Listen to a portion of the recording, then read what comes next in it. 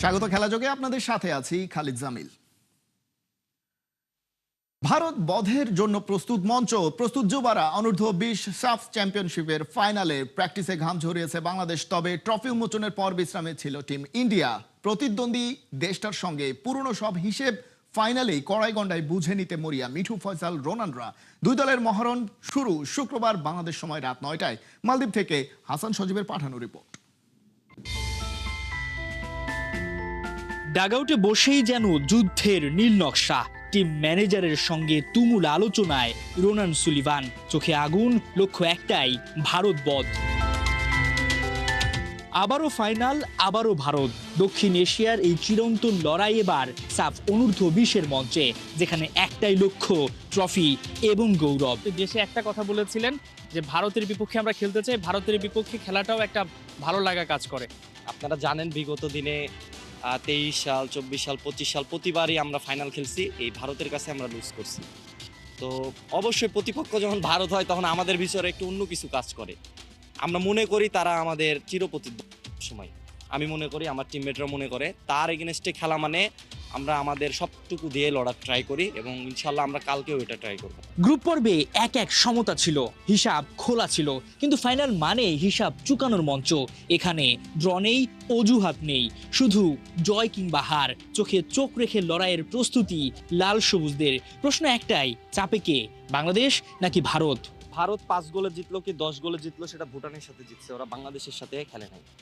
তো বাংলাদেশের সাথে খেললে তারা অবশ্যই চিন্তা ভাবনা করে খেলবে। আপনারা গ্রুপ পর্বের ম্যাচ দেখছেন। বয়স ভিত্তিক সব আয়োজন মিলিয়ে চতুর্থবারের মতো ফাইনালে মুখোমুখি দুই দল। আগের 3বারই স্বপ্ন ভেঙেছে বাংলাদেশের, সেই ক্ষত এখনো তাজা। কিন্তু এবার কি প্রতিশোধের রাত?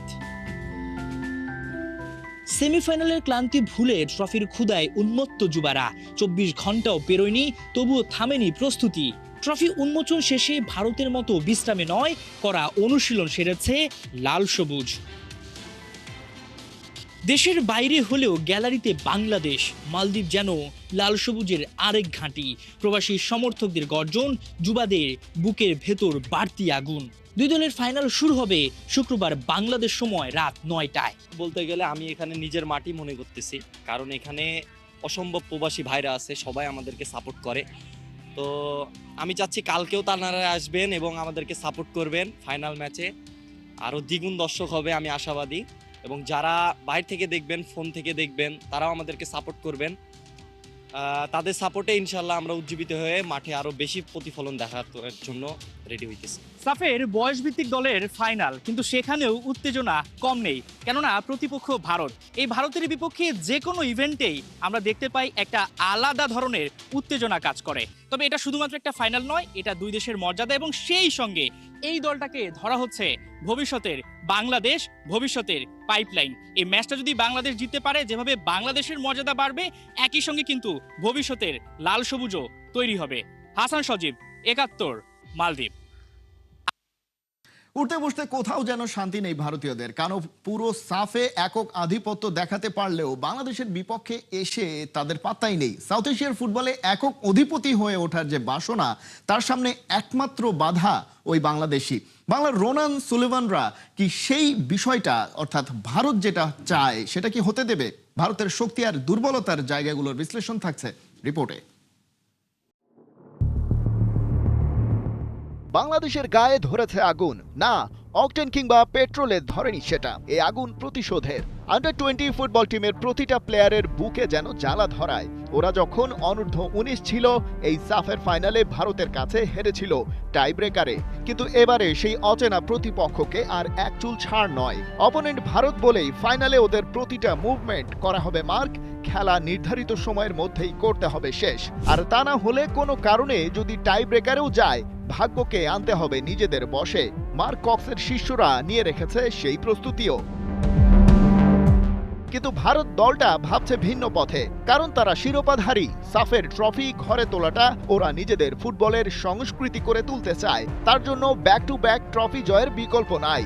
আর ওদের কোচ হিসেবে এবারে আছেন মহেশ গাউলি নামের এক ভদ্রলোক। বড় হয়েছেন গোয়াতে, সেখানেই 8 বছর বয়স থেকে খেলেছেন ফুটবল। 2001 সাল থেকে ভারত ন্যাশনাল টিমেও খেলেছেন। পাকিস্তানের করাচিতে সাফের এক টুর্নামেন্টে পেয়েছেন গোলও, যদিও তার পজিশন সেন্টার ব্যাক। মহেশ গাউলিকে নিয়ে এত কথা বলার কারণ কি? তিনি নিজে ডিফেন্ডার বলেই তার টিমটাও তুলনামূলক ডিফেন্সিভ মেন্টালিটির। ভুটানের বিপক্ষে সুযোগ পেয়েছে বলেই অ্যাটাকে উঠেছে, কিন্তু বাংলাদেশের মতো বড় দলের বিপক্ষে ওরা ডিফেন্স থেকেই বিল্ড আপ ফুটবলটা খেলতে চাইবে, আর সেখান থেকেই হবে কাউন্টার অ্যাটাক। গোলের সুযোগ ওরা তৈরি করার চেষ্টা করবে এভাবেই। বাংলাদেশের ডিফেন্ডারদের তাই হাইলাইনে থেকেই ওদের আটকানোর মানসিকতা রাখতে হবে, আর সেটা করতে গিয়ে সবচেয়ে বড় চ্যালেঞ্জ হতে পারে পাঞ্জাব এফসির ইয়াংস্টার ওমাং তোদাম। তার অফ দ্য বল মুভমেন্ট আর ফাইনাল থার্ডে ভূমিকা এক কথায় অসাধারণ। সাফের পুরো আসর জুড়েই দারুণ ফর্মে, তাই ওকে মার্ক করতে হবে বাড়তি গুরুত্বের সাথে। পজিশন মার্কিং এর ফাঁদে ফাইনাল ম্যাচে এসে পড়তে পারেন রোনান সুলিভান। সাফের পারফরমেন্সের কারণেই ভারত তাকে নিয়ে থাকবে সতর্ক। সেক্ষেত্রে ডেকলান সুলিভান কিংবা সেমিফাইনালের গোল স্কোরার মানিক হতে পারেন ফলস নাম্বার 9, যে সুযোগ তৈরি করে দিতে পারবে বাকিদের। বাংলাদেশের বিপক্ষে এবারের সাফের গ্রুপ পর্বে ড্র করেছে ভারত। বাকি 2 ম্যাচই জিতেছে দারুণভাবে। বোঝাই যাচ্ছে ভুলের সুযোগ থাকবে কমই, আর গোলের সুযোগ খুব বেশি আসবে না। ভারতের ফাঁক গোলে জাল খুঁজে নিতে হবে, কারণ টাইব্রেকারে হারের স্মৃতি যে এখনো জলজলে। সমতায় নয়, ভারতের বিপক্ষে টার্গেট একটাই, ক্লিন স্কোর লাইনে জয়। এবারের শিরোপাটা যেন বাংলাদেশেরই হয়। খালিদ জামিল, একাত্তর। কক্সবাজার আন্তর্জাতিক ক্রিকেট স্টেডিয়াম দেখে ভয়ে আতকে উঠবেন না তো ক্রীড়া প্রতিমন্ত্রী? অথচ সাগর পাড়ে কি দারুণ স্টেডিয়ামই না হতে পারত। গল কিংবা সেন্ট ভিনসেন্টের ভেন্যুকেও হার বানাতে পারত কক্সবাজার। সেখানে কিনা নেশার আঁকড়া জরাজীর্ণ অবস্থা, ড্রেসিং রুমে আছে বলেই ছাদ নাই, দরজার দুর্গন্ধে মাঠের চারপাশে ঘেরা এমন হতে পারে আন্তর্জাতিক স্টেডিয়াম। নাহিয়ান বিন জুসিমের রিপোর্ট।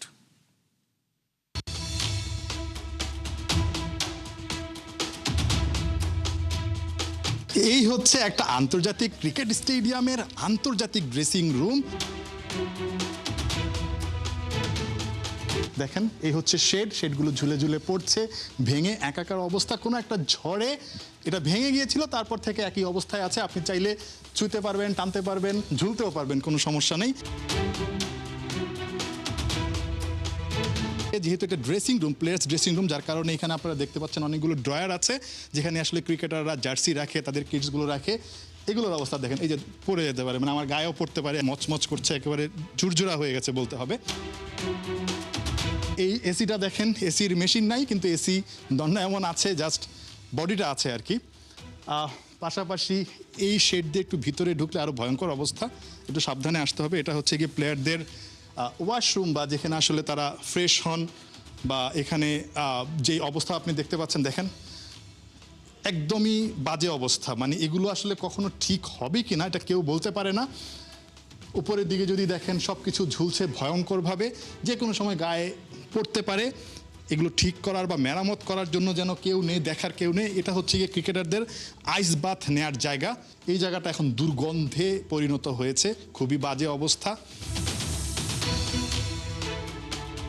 অথচ কক্সবাজার আন্তর্জাতিক ক্রিকেট স্টেডিয়াম ওয়েস্ট ইন্ডিজের সেন্ট ভিনসেন্ট কিংবা শ্রীলঙ্কার গল অথবা অস্ট্রেলিয়ার হোভার্টের বিলেরিফ ওভালের মতো বিশ্বের নয়নাভিরাম ক্রিকেট স্টেডিয়ামকেও টেক্কা দিতে পারত।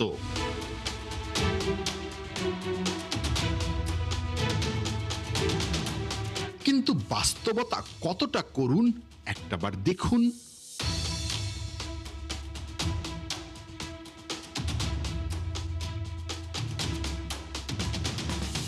আসলে বুঝতে পারছি না কক্সবাজারের মতো এমন একটি জায়গায় কিভাবে এমন একটি সুন্দর স্টেডিয়াম এভাবে পড়ে আছে, যেখানে পর্যটনের রানীক্ষেত কক্সবাজার, এখানে এই স্টেডিয়ামের মাধ্যমে কিন্তু পর্যটন খাতকে আরও ভালোভাবে আমরা বিশ্বের কাছে রিপ্রেজেন্ট করতে পারতাম। দাবি করছি অচিরেই যাতে আন্তর্জাতিক মানসম্পন্ন করে স্টেডিয়ামটাকে বানিয়ে আমাদেরকে যাতে আন্তর্জাতিক ম্যাচগুলো এখানে বিচের পাশে বসে উপভোগ করার সুযোগ করে দেয়। ওয়েস্ট ইন্ডিজের মাঠে খেলেছেন, শ্রীলঙ্কায় খেলেছেন, পাশেই বিচ, দারুণ একটা আবহ, বাতাস আসে বা দর্শকরা বসে, টিভিতে যখন দেখানো হয়, টপ শট যখন দেখানো হয়, কি দারুণ লাগে দেখতে। মানে আপনি অ্যাজ এ ক্রিকেটার, সাবেক ক্যাপ্টেন বা বোর্ডের বর্তমান পরিচালক হিসেবে কি ধরনের স্টেডিয়ামের স্বপ্ন দেখেন কক্সবাজার নিয়ে? নাইন ভাই, আপনি জাস্ট ইমাজিন করেন যে কক্সবাজারে গেল মানুষ, হয়তো ওখানে একটা টেস্ট ম্যাচ আছে অথবা হয়তো ওয়ান ডে বা টি20 ম্যাচ আছে, এবং ওইখানে যদি খেলাও দেখবো, সাথে বিচও দেখবো, সুন্দর একটা রিক্রিয়েশন ফ্যামিলি নিয়ে যাবো। ওয়েস্ট ইন্ডিজে কিন্তু মানুষ যেতেই চায় শুধুমাত্র এই কারণে, তো রিক্রিয়েশনের জন্য যাবো, খেলা দেখবো, এবং এত সুন্দর একটা এনভায়রনমেন্ট থাকবে যে মানুষ যেন পুরো ম্যাক্সিমাম 3 দিন থাকলে বা 4 দিন থাকলে পুরো সময়টাকে যেন সুন্দরভাবে ইউজ করে। তো আমি মনে করি কক্সবাজারকে একদম ঢেলে সাজাতে হবে, যেন মানুষ কক্সবাজারকে কেন্দ্র করে হয়তো 3 দিন 5 দিন 7 দিনের জন্য যেন স্টে করে খেলা দেখবো, সাথে পুরো সময়টাকে ভালো স্পেন্ড করবো, মেমোরির মধ্যে দিয়ে থাকবে। দায়িত্ব পাবার পর শুক্রবার প্রথমবারের মতো কক্সবাজার যাচ্ছেন ক্রীড়া প্রতিমন্ত্রী আমিনুল হক। যদিও উদ্দেশ্য ভিন্ন, তবে নিজ চোখে দেখতে যাবেন কক্সবাজার আন্তর্জাতিক স্টেডিয়ামের করুণ দৃশ্য। গত এক যুগে সবাই হতাশ করেছেন। বিশ্বের দীর্ঘতম সমুদ্র সৈকত ঘিরে থাকা অপার সম্ভাবনার এই আন্তর্জাতিক স্টেডিয়াম নিয়ে এবার কি কোনো সুখবর দিতে পারবেন ক্রীড়াঙ্গনের নতুন অভিভাবক? নাহিয়ান বিন জসিম, ৭১। ঈদের ছুটিতে ভালো খাবার খেয়ে ক্রিকেটারদের শরীরে বেড়েছে কিছুটা মেদ। জাতীয় দলের ক্যাম্পে ফিরে ঝরে যাচ্ছে সব। মিরপুরে অ্যারোবিক ফিটনেস ট্রেনিং এর ব্যস্ত সময় কাটাচ্ছেন টাইগাররা। ট্রেনার ইয়াকুব চৌধুরী ডালিম জানিয়েছেন, সামনে বাংলাদেশ দলের ব্যস্ত সূচি, তাই ক্রিকেটারদের ফিটনেস না বাড়িয়ে উপায় নেই। সাইফুল রূপকের রিপোর্ট। বাঘেরাও হাঁপিয়ে যায়, ওরা ক্লান্ত শ্রান্ত। ভর দুপুরে মাথার উপরে সূর্য, কাঠফাটা রোদ, চৈত্রের গরমে সবাই যখন ছায়া খোঁজে, ক্রিকেটাররা তখন দৌড়ের উপর থাকে। ওরা ছুটছে, তৈরি হচ্ছে, লক্ষ্য একটাই, আরও ফিট হয়ে দেশের জন্য সেরা পারফরমেন্স করা। যদিও গোল বলের খেলা ক্রিকেট সবসময় মেলে না সাফল্য। একটু খারাপ খেললেই দর্শকদের থেকে আসে দুয়োধ্বনি কটু কথা। 4 ছক্কা হাঁকিয়ে উইকেট ভেঙে সেই দর্শকদেরই আনন্দে ভাসাতে তীব্র গরমেও হার মানছেন না শান্ত মিরাজ তাসকিনরা। তবুও ট্রেনার ডালিমের কাছে প্রশ্ন, অতিরিক্ত অনুশীলন হিতে বিপরীত হবে না তো? আমরা ওদের লোড ক্যালকুলেশন করছি, তার কার কতটুকু লোড করার দরকার, লোড ওভারলোড, ওগুলো আমরা হিসাব রেখে কিন্তু আমরা এই ধরনের ট্রেনিংগুলো করছি। কারণ আপনারা জানেন এই বছর যেই পরিমাণ সিরিজ আছে, ওই পরিমাণ ফিট যদি না থাকে, ভেরি ডিফিকাল্ট তাদের কনজিকিউটিভ ম্যাচগুলো খেলা। কথায় আছে, ক্রিকেট মাঠে যে যত ফিট সে তত হিট। আন্তর্জাতিক ক্রিকেটে অন্য অনেক দলের ব্যাটারদের চেয়ে সেঞ্চুরির সংখ্যা কম বাংলাদেশিদের। অর্থাৎ 50 কিংবা 70-80 ইনিংসকে 100-150-তে রূপ দিতে গিয়ে বেশিরভাগ সময়ই ব্যর্থ হচ্ছে টাইগাররা। কারণটাও সবার জানা, ফিটনেসে ঘাটতি। 100-র আশপাশে গিয়েই অনেকে ক্লান্ত হয়ে ভুল শট খেলে ড্রেসিং রুমে ফিরছে।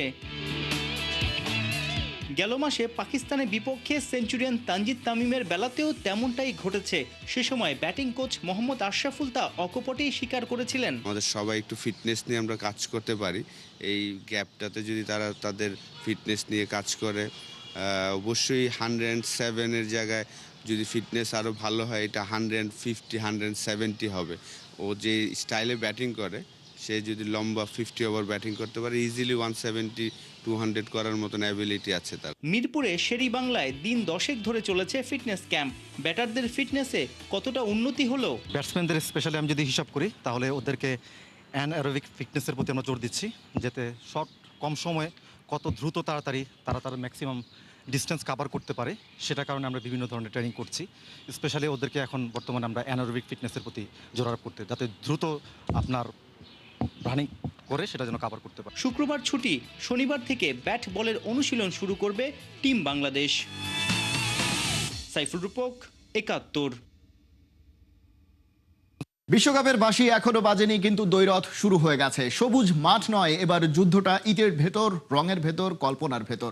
Cristiano Ronaldo, Lionel Messi, Kylian Mbappe আর ভিনিসিয়াস জুনিয়র। 2026 বিশ্বকাপকে সামনে রেখে কনস্ট্রাকশন টয় প্রস্তুতকারী কোম্পানি লেগোর নতুন বিজ্ঞাপনে 4 তারকার এই মিলন যেন ফুটবলের আবেগকে দিয়েছে নতুন ভাষা। আরো জানাচ্ছেন জুবাইর নূর। বিশ্বকাপের উন্মাদনায় এবার সরগরম নতুন এক কমার্শিয়াল ভিডিও। টেবিলের ওপর পড়ে আছে বিশ্বকাপ, কিন্তু সেটা এখনো অসম্পূর্ণ। চারপাশে 4 মহাতারকা, একজনের চোখে ইতিহাস, একজনের পায়ে জাদু, একজনের গতিতে ঝড়, আরেকজনের ড্রিবলে বিদ্যুৎ। ইটের পর ইটের মতো বসছে পাজল, আর তৈরি হচ্ছে শুধু একটি ট্রফি নয়, প্রস্তুত হচ্ছে ফুটবলের এক নতুন দৃশ্যপট। বিশ্বকাপকে ঘিরে তারকা মাতানো বিজ্ঞাপন নতুন কিছু নয়। 2026 বিশ্বকাপের রাস্তায় এবার বল গড়ালো বিশ্ববিখ্যাত কনস্ট্রাকশন টয় ব্র্যান্ড লেগো। ফুটবলের 4 poster boy Cristiano Ronaldo, Lionel Messi, Kylian Mbappe আর ভিনিসিয়াস জুনিয়রকে নিয়ে এডিশনস কালেকশন উন্মোচন করেছে লেগো। বিশ্বকাপ ট্রফির প্রকৃতি জৌলুস থেকে সরে এসে এবার ফোকাস সেই তারকাদের উপর, যারা খেলার সীমা ছাড়িয়ে হয়ে উঠেছেন বৈশ্বিক সংস্কৃতির অংশ। এক টেবিলে মুখোমুখি 4 তারকা, সবাই মিলে সাজাচ্ছেন লেগো বিশ্বকাপ ট্রফি। দৃশ্যটা যেন যুগের 4 চরিত্র এক ফ্রেমে, কিন্তু শেষ বাঁশি বাজে এক কিশোরের হাতে। সে এসে ট্রফির শেষ অংশটা বসিয়ে দেয়, তারপর সবার ওপরে জায়গা করে নেয় নিজের মিনি ফিগার। যেন বলে দেয় তারকারা পথ দেখান, কিন্তু স্বপ্নটাকে শেষ পর্যন্ত গড়েন ভক্তরাই। রোনালদো আর মেসিকে একই ফ্রেমে দেখার মধ্যে এখনো আলাদা কাঁপন আছে। একজন পরিশ্রমের মহাকাব্য, আরেকজন প্রতিভার কবিতা। গোট বিতর্কের 2 মেরু এবার পাশাপাশি, তবে প্রতিদ্বন্দ্বী হিসাবে নয়, বিশ্বকাপের আবেগকে একসঙ্গে উস্কে দিতে। সেই পুরনো দাবার বোর্ডের নীরবতা পেরিয়ে এবার তারা ফিরলেন রঙিন, চঞ্চল, ব্রিক বিল্ড এক মহাবিশ্বে। লেগো বলছে এটি শুধু খেলোয়াড়দের মডেল নয়, এটি ক্রিয়েটিভ সকার কালচারের উদযাপন। আর সত্যি, বিশ্বকাপের আগে এই বিজ্ঞাপন যেন এক ঝলক টানটান ট্রেলার, যেখানে ইতিহাস, তারকা খ্যাতি, প্রতিদ্বন্দ্বিতা আর শিশুসুলভ স্বপ্ন একসঙ্গে পাস খেলছে। জুবায়ের নূর, 71। বিশ্বকাপের জন্য স্কোয়াড প্রায় রেডি করে ফেলেছেন ব্রাজিলের কোচ কার্লো আনচেলোত্তি, আর সেই শর্ট লিস্টে নেই নেইমার জুনিয়র। এমন খবরই দিচ্ছে ESPN ব্রাজিল। এটা কি খবর নাকি গুঞ্জন, জানা যাবে সান্তোস ফ্লেমিঙ্গো ম্যাচের পর। এদিকে শুক্রবার ভোর 4টায় ব্রাজিলিয়ান সিরিয়াতে রোমেওর বিপক্ষে মাঠে নামছে সান্তোস। কোহিনুর কণা report. I suffer too. I feel pain. I wake up in a bad mood. I cry. I get pissed off. I'm happy. It's all normal. আমিও কষ্ট পাই, ব্যথা অনুভব করি, শুধু শরীরে না, মনেও। তবুও মেনে নেই, মানতে হয় বলে। দুদিন আগে নিজের ইউটিউব চ্যানেলে 48 hours on my days off টাইটেলের এই ভিডিওতে এভাবেই নীরবতা ভেঙে হতাশার কথা জানিয়েছেন নেইমার জুনিয়র। স্টারডমের চাপ, প্রতিভার অভিশাপ, অদ্ভুত এক জার্নিতে ব্রাজিলিয়ান প্লেমেকার।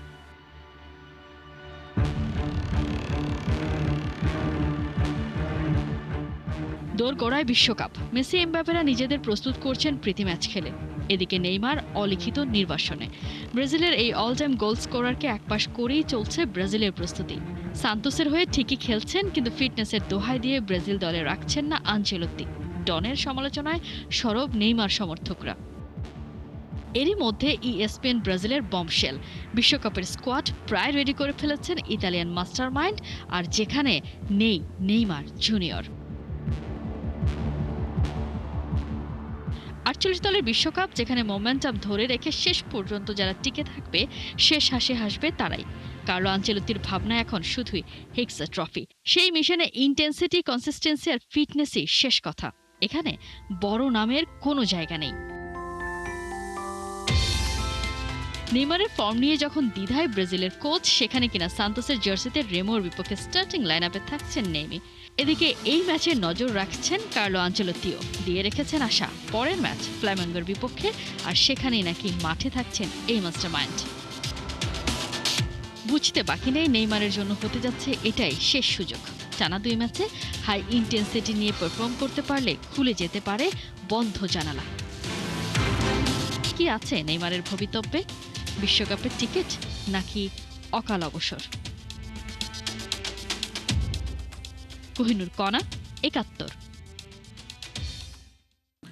এই ছিল এখনকার খেলা যোগে। সরাসরি সংবাদ অনুষ্ঠান দেখতে চোখ রাখুন 71-এর ফেসবুক পেজে এবং সাবস্ক্রাইব করুন 71-এর ইউটিউব চ্যানেল। 71-এর সাথেই থাকুন।